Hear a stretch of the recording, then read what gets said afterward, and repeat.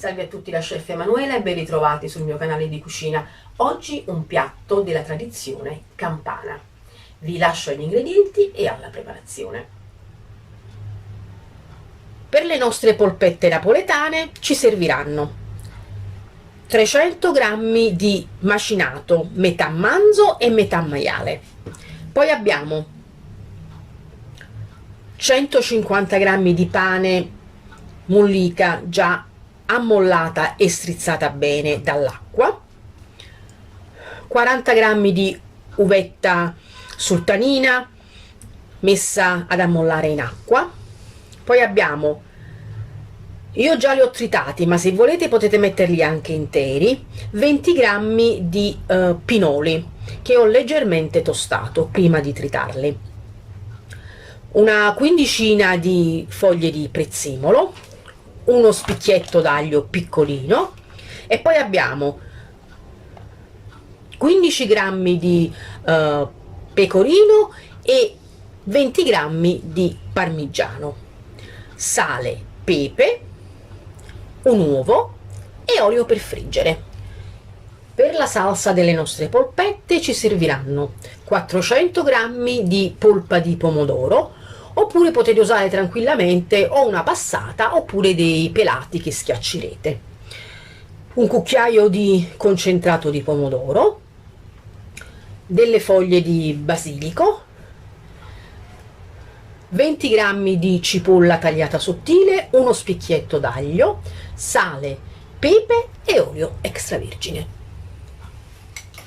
Ho messo il pane ammollato e strizzato nella ciotola, la carne, il sale e il pepe, e adesso aggiungo l'uovo.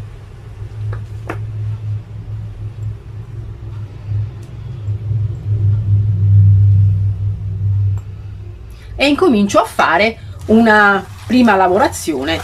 Bisogna farlo con le mani.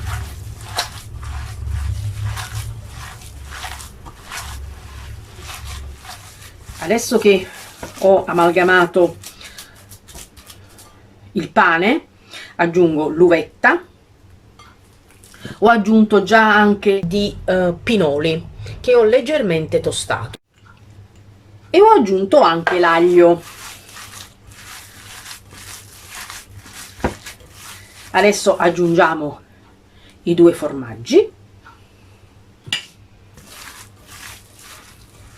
e lavoriamo bene il nostro impasto. Ora che abbiamo lavorato il nostro impasto bene, formiamo le nostre polpette. La grandezza sceglietela voi, ovviamente,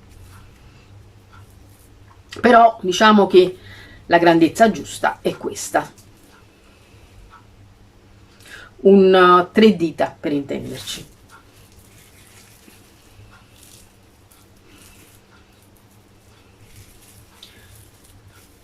Ce le prepariamo perché poi dobbiamo passare alla frittura. Cominciamo a friggere le nostre polpette. Olio caldo a 175,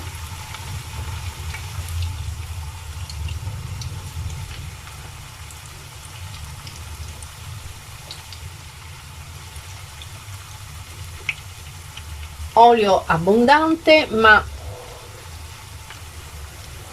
non eccessivamente, diciamo la metà delle nostre polpette come quantità. Prepariamoci un piatto, un vassoietto con carta assorbente. Ora che sono, vedete, belle dorate, e vi accorgete che sono dorate perché la parte superiore della nostra polpetta incomincia a diventare bianca, quindi vuol dire che la cottura sta andando avanti. Giriamo, vedete come sono belle dorate, e facciamo dorare così anche dall'altro lato. Mettiamo in un tegame capiente la cipolla, lo spicchio d'aglio e il nostro olio, sono 4 cucchiai, e incominciamo a far rosolare cipolla e aglio. Mettiamo tutto al centro così bruciano più difficilmente, perché se mettiamo i bordi l'olio si concentra al centro e anche il calore, e qui tende a bruciare più facilmente. Rosolate le cipolle io l'ho allontanate dalla fiamma, ho fatto leggermente raffreddare, poi ho aggiunto l'acqua e l'ho rimesse sulla fiamma. Adesso alziamo e facciamole appassire. Di acqua non ne ho messa molta, una mezza tazzina, ma neanche. Ho aggiunto il concentrato di pomodoro sciolto in un poco di acqua, all'incirca un cucchiaio. L'ho fatto un po' rosolare, poi ho aggiunto la nostra polpa che ho salato e pepato. Adesso ho aggiunto anche un poco d'acqua giusto per pulire la ciotolina dove era la nostra polpa.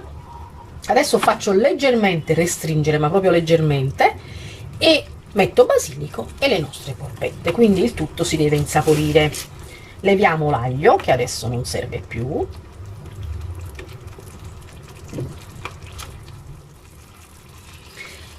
Ho aggiunto anche il basilico e adesso metto le mie polpette.